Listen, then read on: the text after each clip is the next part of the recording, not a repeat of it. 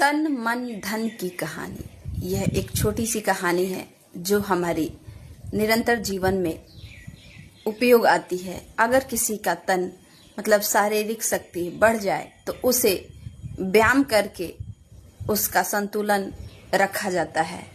अगर किसी का मन का शक्ति जो है, शारीरिक जो क्षमता है वो जरूरत से ज्यादा बढ़ जाता है कि मुझे ये चाहिए वो चाहिए, उसे रोक नहीं पाते हैं तो उसे ध्यान के द्वारा रोक पाते हैं।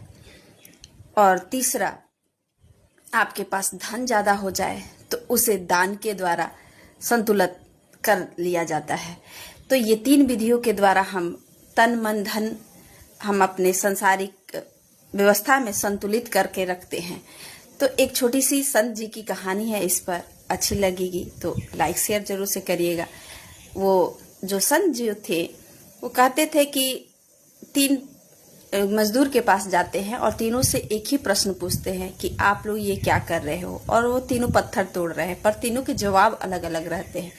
उस पर वो पूछ देते हैं कि तुम ये पत्थर किस लिए तोड़ते हो। तो पहला वाला गुस्से से कहता है कि आप आगे जाइए, और फिर वो संत बढ़ के दूसरे से पूछते हैं तो दूसरा वाला गुस्से से आकर कहता है कि ये पत्थर शायद मंदिर बने, जेल बने या हॉस्पिटल बने, मुझे उससे क्या, मुझे तो अपने काम से मतलब है और मैं इससे पैसा कमा रहा हूँ।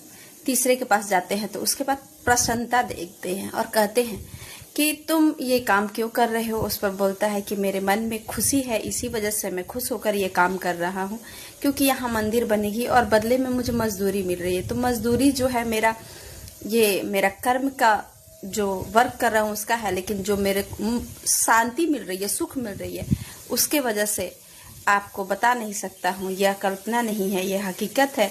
ये मंदिर से मुझे कितनी प्रसन्नता हो रही है। उस पर संत जी खुश हो जाते हैं और उसे आशीर्वाद देकर चले जाते हैं। इसी तरह हमारा तन मन धन होता है। जय श्री कृष्ण, राधे।